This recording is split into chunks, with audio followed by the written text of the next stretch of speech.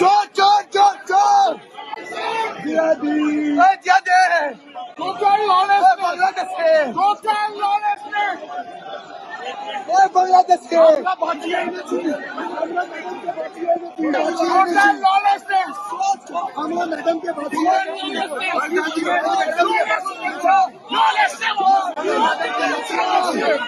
দেখুন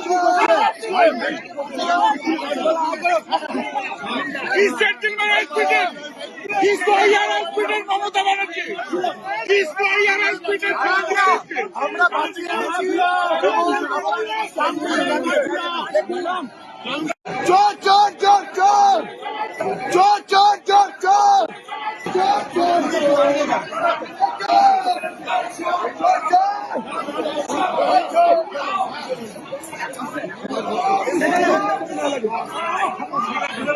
চোর চোর চোর চোর জিহাদি জিহাদি টোটাল বাংলাদেশকে টোটাল বাংলাদেশকে আমরা বাঁচিয়ে এনেছি আমরা ম্যাডামকে বাঁচিয়ে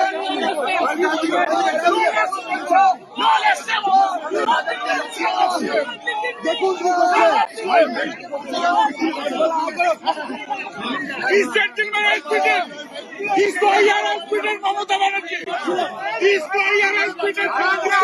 আমরা বাঁচিয়ে এনেছি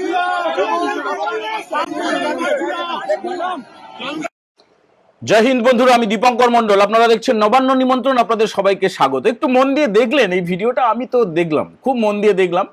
আর যখন এইটা হয় তখন আমি ছিলাম ওখানে, মানে আজকে বিধানসভায় গিয়েছিলাম। মুখ্যমন্ত্রী শুভেন্দু অধিকারী কয়েকটা গুরুত্বপূর্ণ সিদ্ধান্ত নিয়েছেন, সেটাও বলবো। এবং যখন এই চোর চোর চোর চোর জিহাদি জিহাদি বাংলাদেশি বাংলাদেশি ভাইপো চোর পিসি চোর চিৎকার হচ্ছিল, আপনারা জানেন রাজ্য বিধানসভা এবং কলকাতা হাইকোর্ট পাশাপাশি, মানে খুব চিৎকার হলে বিধানসভায় বসে শোনা যায়, আবার বিধানসভায় খুব চিৎকার হলে হাইকোর্টে বসে শোনা যায়। তো আমরা গেলাম, গিয়ে পুরো ঘটনাটা দেখলাম, বুঝলেন তো? মানে আসলে দেখুন, মমতা ব্যানার্জির মাথাটা তো আগে থেকেই ক্র্যাক আছে, তারপরে এই পাগল রোগটা সম্ভবত বেড়েছে।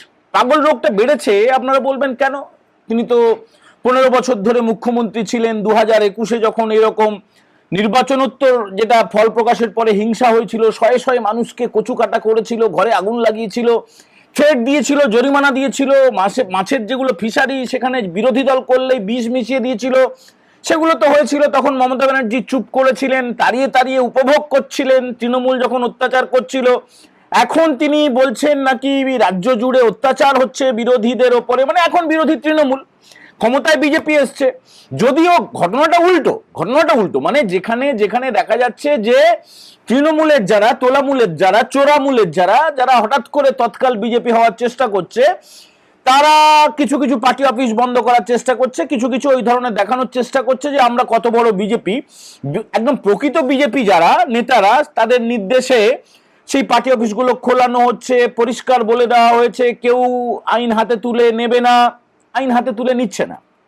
শুধুমাত্র পুলিশ খালি যাদের হেলমেট নেই ধরছে, মানে গত 24 ঘন্টায় কয়েক হাজার বাইক ধরা পড়েছে, তাদেরকে ধরে জরিমানাও করা হয়েছে। মানে শুভেন্দু বাবু যিনি রাজ্যের মুখ্যমন্ত্রী, তিনি এখন কি কি করছেন সেটা বলবো। তো হাইকোর্টে কি হলো, মানে যে ছবিটা আপনারা দেখলেন, কলকাতা হাইকোর্টে হঠাৎ করে মমতা ব্যানার্জি কালো গাউন পরে, কালো চাদর না, মানে সুপ্রিম কোর্টে তিনি গিয়েছিলেন এসআইআর এর, তিনি নাকি সওয়াল করবেন, কালো চাদর গায়ে দিয়ে গিয়েছিলেন। আজকে তিনি কালো গাউন পরে হাইকোর্টে ঢুকে পড়েছেন, সঙ্গে চোরামূলের লোকজনও ছিল, বিরাট বাহিনী নিয়ে, গাড়ি টাড়ি নিয়ে। দেখুন এখনকার যিনি মুখ্যমন্ত্রী তিনি অত্যন্ত উদার, শুভেন্দু বাবুর কথা বলছি। মমতা ব্যানার্জির জন্য সিকিউরিটি Z+ই রাখা আছে, তার ভাইপোর জন্য দেয়নি। বা ফিরহাদ হাকিম আজকে একটা গাড়ি নিয়ে বেচারা গিয়েছিল কলকাতা পৌরসভায়, ভাইপো তো বেরোতেই পাচ্ছে না। ভাইপোর অনুগামীরা, লালচুল কানেদুলরা কি করছেন সেখানে যাব। তো মমতা ব্যানার্জি যাকে তাড়াতে হয়েছে, যাকে বরখাস্ত করতে হয়েছে, তিনি ইস্তফা দিতে চাননি। তিনি হেরে যাওয়ার পরেও তিনি দাবি করেছেন তিনিই জিতেছেন। এবং 4 তারিখে যেদিন ফল প্রকাশ হলো, ভবানীপুর কেন্দ্রের গণনা হচ্ছিল দক্ষিণ কলকাতার একটা স্কুলে, সাখাওয়াত মেমোরিয়াল স্কুল, সেখানে আপনারা সবাই জানেন, সেখান থেকে বেরিয়ে মমতা ব্যানার্জি বলেছিলেন আমাকে লাথি মেরেছে। আবার ভাইপো বলেছিল আমাকে থুতু ফেলেছে। তো থুতু, লাথি, কিল, চড়, ঘুষি, এখন কে ভিড়ের মধ্যে কি করছে তার কোনো সত্যতা নেই। তবে আজকেও মমতা ব্যানার্জির যে পাশে দাঁড়িয়েছিলেন কল্যাণ ব্যানার্জি, তিনি বললেন যে মেরেছে, আমাদের মুখ্যমন্ত্রীকে মেরেছে। মুখ্যমন্ত্রী নেই তাও বলছেন। এখন পাগলামি যদি বেড়ে যায় কি করবেন? মানে একটা লিমিট থাকে, তাকে ভালো ওষুধ দেওয়া দরকার, ভালো চিকিৎসক দেখানো দরকার। 70-এর বেশি বয়স হয়ে গেছে, তারপরে গিয়ে ওইভাবে কালো গাউন পরে ঢুকে গেল হাইকোর্টে। হাইকোর্ট কোনো রকমের শুনানি টুনানি ওইসব কোনো রায় টায় দেয়নি, বলেছে যে একটা রিপোর্ট রাজ্য সরকারকে দিতে বলেছে, রাজ্য সরকার সময় মতো রিপোর্ট দিয়ে দেবে। এরা যেটা দাবি করছে, মানে তৃণমূল যেটা বা চোরামূল যেটা দাবি করছে, যে নির্বাচনের ফল প্রকাশের পরে নাকি তাদেরকে ধরে ধরে ধরে ধরে সব মারছে, ধরে ধরে সব মারছে। আসল ঘটনা হচ্ছে যে অবৈধভাবে কোনো কনস্ট্রাকশন থাকলে সেটা বুলডোজার চলছে। কেউ যদি অন্যায়ভাবে ট্রাফিক রুল ভায়োলেট করে, হেলমেট না পরে, তাদেরকে ধরা হচ্ছে। এবং ভাইপোর মতো বাহিনী যারা অবৈধভাবে বেআইনিভাবে তারা সিকিউরিটি পেত, আমাদের আপনাদের টাকায় যারা সিকিউরিটি নিত, সামনে কয়েকশো পুলিশ, পিছনে কয়েকশো পুলিশ, সেগুলো তুলে নেওয়া হয়েছে। আইন শৃঙ্খলা রক্ষার জন্য পুলিশ কাজ করবে, ওই ভাইপোর বাহিনী তাদেরকে পাহারা দেওয়ার জন্য পুলিশ কাজ করবে না, সেই সিদ্ধান্তটা হয়েছে। যা কিছু হয়েছে পুরোপুরি আইন মেনে করা হয়েছে। কিন্তু চোরামূল, চোরা না শোনে ধর্মেরও কাহিনী, তারা চলে গেছে হাইকোর্টে। এবারে হাইকোর্টে মমতা ব্যানার্জি গিয়ে তিনি তো ঢুকে পড়লেন, আর তাকে শুনতে হলো সাধারণ মানুষ, সাধারণ আইনজীবী, এই চোর চোর চোর চোর, ভাইপো চোর, এই যে জেহাদি, এই যে বাংলাদেশি। মানে তারপরে মমতা ব্যানার্জি প্রায় নার্ভ হারিয়ে ফেলবেন। ছবিতে দেখলেন তো এই কি সব বলছেন, এরকম ভালো করে আমরা বুঝতেও পারলাম না কি বলার চেষ্টা করছেন। আঙুল টাঙুল তুলে এই ওকে ধর ওকে ধর, মানে তিনি তো ভাবেন যে তিনি এখনো মুখ্যমন্ত্রী আছেন, তিনি এভাবে আঙুল তুললেই সঙ্গে সঙ্গে কাউকে অ্যারেস্ট করা হয়ে যাবে। যেটা হয়েছে গত 15 বছরে মমতা ব্যানার্জির ইচ্ছাতেই, তার বিরক্তিতেই, তার হতাশাতেই, তার নির্দেশেই একদম যারা নিরপরাধ মানুষ তাদেরকে তোলা হয়েছে। কিন্তু আর তো সেটা হবে না। এবারে পাগলামিটা বেড়েছে কেন বলছি, আমরা থাম্বনেলে করেছি না যে পাগল রোগটা আরো বেড়েছে। দেখুন, নিয়ম হচ্ছে যে বার কাউন্সিলের যিনি সদস্য হবেন তাকে নিয়মিত চর্চা করতে হবে, নিয়মিত চর্চা করতে হবে। ধরুন বার কাউন্সিলের সদস্য, তিনি অন্য কোনো পেশায় গেলেন, রাজনীতি করলেন, সাংবাদিকতা করলেন, যে কোনো অন্য পেশায় যেতে পারেন, বিদেশে যেতে পারেন, অন্য কোনো চাকরি করতে পারেন। তাকে বার কাউন্সিলকে জানাতে হবে যে আমি অমুক পেশায় যাচ্ছি, এখন আপাতত আমি প্র্যাকটিস করব না। তারপরে যদি আবার তিনি ফিরে আসেন, আবার তাকে জানাতে হবে বার কাউন্সিলকে। সেসব তো মমতা ব্যানার্জি করেননি। তার মানে কি, অন্যায়ভাবে তিনি প্রবেশ করেছেন। এইবারে খবর চলে গেছে একদম, যেটা ন্যাশনাল বার কাউন্সিল দিল্লিতে, দেশের যে জাতীয় বার কাউন্সিল, সেখান থেকে রাজ্যের কাছে জানতে চাওয়া হয়েছে, রাজ্যের যে বার কাউন্সিল রয়েছে তার কাছে জানতে চাওয়া হয়েছে কেসটা কি। এই যে পিসি ঢুকে গেল, এই যে কালো গাউন পরে ঢুকে গেল হাইকোর্টে, হাইকোর্টটা তো ফাজলামি করার জায়গা নয়। কবে তার এনরোলমেন্ট হয়েছে, তার এনরোলমেন্ট নাম্বার দাও। তিনি যে ছিলেন না 15 বছর, তিনি কতবার প্র্যাকটিস করেছেন? একবারও করেননি। তাহলে তিনি কেন প্রবেশ করলেন? তার প্রবেশ করাটা কি বৈধ? সম্ভবত যেটা হতে চলেছে যে চিঠি চাপাটি তো চলছেই। আপাতত যত সময় না এ রাজ্যের বার কাউন্সিলের অনুমতি তিনি পান, খালা, আপু, বানু, আপনারা অনেক নামে ডাকেন, মানে ঘাট ধাক্কা খাওয়া মুখ্যমন্ত্রী, জনতার কাছে ঘাট ধাক্কা খাওয়া মুখ্যমন্ত্রী, প্রাক্তন, অবশ্যই প্রাক্তন, তাকে আবেদন করতে হবে। তারপরে রাজ্যের বার কাউন্সিল খতিয়ে দেখবে যে হ্যাঁ সেই আবেদনের কোনো ভিত্তি আছে কিনা। বুঝতে পারলেন? তার আগে পর্যন্ত আর ওই কালো গাউন পরে এই যাত্রা পার্টি করা হবে না। দেখুন, আপনারা অনেকেই কিন্তু পিসির এই যাত্রা পার্টিতে খুব একটা ইন্টারেস্টেড নন, আমরা জানি, এই জন্যই শুরু করলাম। কিন্তু এবারে ভালো খবরটা দিয়ে দিই। রাজ্যের মুখ্যমন্ত্রী শুভেন্দু অধিকারী, তিনি আজকে বিধানসভায় ছিলেন, আজকেও শপথ পর্ব চলছিল। বিভিন্ন রাজনৈতিক দলের যারা নবনির্বাচিত, যারা বিধায়ক পদে তারা শপথ নিয়েছেন, সেখানে অনেকের সঙ্গে আমাদের দেখা হয়েছে, বেশ কয়েকজন অফিসারের সঙ্গে দেখা হয়েছে। মুখ্যমন্ত্রী কিন্তু একটা ঘোষণা করেছেন, একটা ঘোষণা। প্রথম ঘোষণাটা কি? কোচবিহার দক্ষিণ থেকে যিনি বিধায়ক হয়েছেন, পেশায় চার্টার্ড অ্যাকাউন্টেন্ট, যিনি এইবারে প্রথম বিধায়ক হলেন, তাকে রাজ্য বিধানসভার অধ্যক্ষ করা হচ্ছে। এটা প্রথম ঘোষণা হয়ে গেল। দ্বিতীয় ঘোষণা শুভেন্দুবাবু করলেন, রাজ্যের মুখ্যমন্ত্রী শুভেন্দুবাবু, যিনি জননেতা বলে পরিচিত, যিনি স্টেটসম্যান বলে পরিচিত, তিনি যেটা ঘোষণা করলেন যে কেন্দ্রীয় সরকার ইতিমধ্যেই সিদ্ধান্ত নিয়েছে যে স্কুলে বন্দে মাতরম গাওয়া হবে, এটা হচ্ছে ন্যাশনাল সং, জাতীয় গান। কেন্দ্রীয় শিক্ষামন্ত্রক নির্দেশ দিলেও এ রাজ্যে এতদিন চালু ছিল না। কেন চালু হবে? আপনারা তো জানেন যে একটা অংশ যারা এই তোলামূল বা চোরামূল বা পিসি খালা আপু বানু অনুগত যারা, তারা বন্দে মাতরমে বিরাট আপত্তি, বন্দে মাতরম আমরা উচ্চারণ করব না, তাতে খালার মদত ছিল। কিন্তু এখন তো পালাবদল হয়ে গেছে, আজকেই নোটিফিকেশন হয়েছে এবং শুভেন্দুবাবু তার আগেই জানিয়ে দিয়েছিলেন আমাদেরকে যে আমি নবান্নে যাব, নবান্নে গিয়ে এই বিজ্ঞপ্তিটা প্রকাশ করব। তার আগে আমি মৌখিকভাবে বলছি যে বন্দে মাতরম যে জাতীয় গান, সেটা রাজ্য সরকারের প্রত্যেকটা স্কুলে আবশ্যিক করা হবে, আবশ্যিক। এটা খুব বড় ঘোষণা, এটা বন্ধুরা খুব বড় ঘোষণা।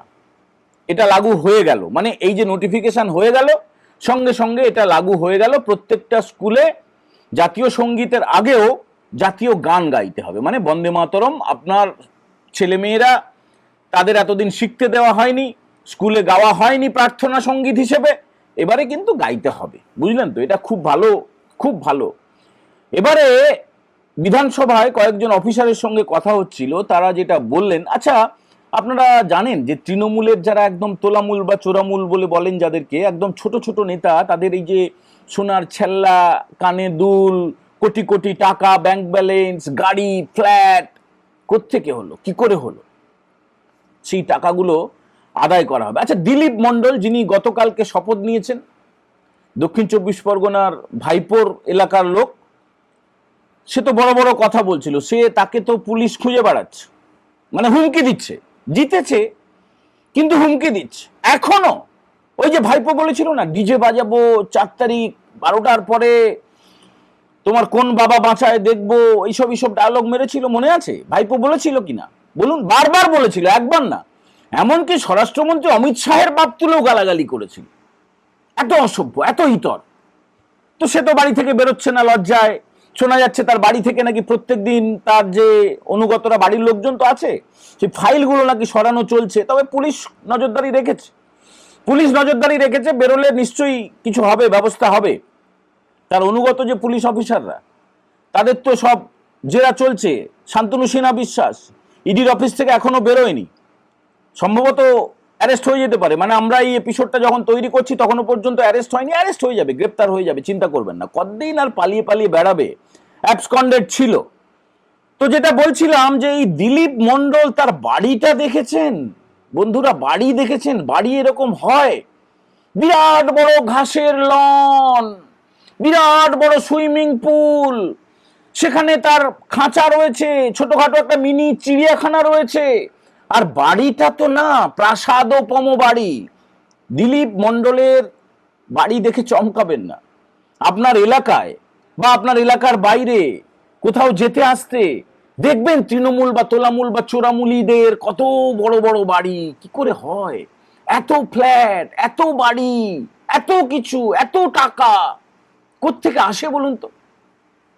এই যে অনৈতিকভাবে চুরি করা, দুর্নীতি করা, ফেরেববাজি করা, এইগুলোকে উদ্ধার করা হবে। এই ব্যাংক অ্যাকাউন্টগুলো সিজ হবে, কিছু কিছু লোকের সিজ হওয়া শুরু হয়ে গেছে, মানে বাজেয়াপ্ত করা শুরু হয়ে গেছে। আর এই যে অবৈধ সম্পত্তিগুলো, তার হিসাব চাওয়া হবে। হিসাব তো খুব স্বাভাবিকভাবে এরা দিতে পারবে না। কোত্থেকে পেয়েছো ভাই, তুমি করোটা কি? না আগে আমি বিড়ি টানতাম, তাস খেলতাম, তারপরে তৃণমূল করেছিলাম, গত 15 বছরে আমি এই ইনকাম করেছি। হঠাৎ করে কোটি কোটি টাকা। কে টিউশন করে বলছে আমি কোটি কোটি টাকার মালিক, কে রাস্তায় বসে তাস খেলতো সে বলছে কোটি কোটি টাকার মালিক। তো এইগুলোকে উদ্ধার করা হবে, এইগুলোকে সব বাজেয়াপ্ত করা হবে, বুঝলেন বন্ধুরা? আগামীকাল সকালে রাজ্য বিধানসভায় সর্বসম্মতিক্রমে স্পিকারকে বেছে নেওয়া হবে, অর্থাৎ অধ্যক্ষ নির্বাচিত হবেন রথীন্দ্র বোস। তাকে আমরা শুভকামনা জানাচ্ছি আমাদের তরফ থেকে, নবান্ন নিমন্ত্রণের তরফ থেকে। অত্যন্ত সজ্জন মানুষ, ভালো মানুষ। তার সঙ্গে আজকে আমাদের দেখা হয়েছিল। তবে আজকে রাতে একটা কিছু হতে পারে, এরকম একটা ইঙ্গিত পাওয়া যাচ্ছে। একটা দেখুন, প্রত্যেক দিনই এবার ঘটনাবহুল হবে। এই চোরেরা তো বাইরে থাকতে পারে না। আমরা তো বলেছিলাম এর আগের এপিসোডে যে নতুন করে জেলখানার এক্সটেনশন করা হচ্ছে, কারণ তৃণমূলীদের জন্য এখন যা জেল রয়েছে সেখানে তাদের জায়গা সংকুলান হয়ে যাবে, জায়গা কম পড়ে যাবে। তো আস্তে আস্তে করে সমস্ত দুর্নীতিগ্রস্তকে, চোরেদেরকে, ফেরেববাজদেরকে, ধর্ষকদেরকে তোলা শুরু হয়ে গেছে এবং আগামী কয়েকদিন আপনারা খালি নজর রাখুন, আরও কয়েকজনকে তোলা হবে এমনটা জানা যাচ্ছে। আমাদের এপিসোড যদি আপনাদের ভালো লাগে তাহলে বন্ধুদের সঙ্গে শেয়ার করবেন। যারা প্রথমবার দেখছেন অবশ্যই নবান্ন নিমন্ত্রণ চ্যানেলটাকে সাবস্ক্রাইব করে বেল বাটনে প্রেস করে দেবেন। সবাই ভালো থাকবেন। আজকের মতো এই এপিসোড আমরা এখানেই শেষ করছি। জয় হিন্দ, বন্দে মাতারাম।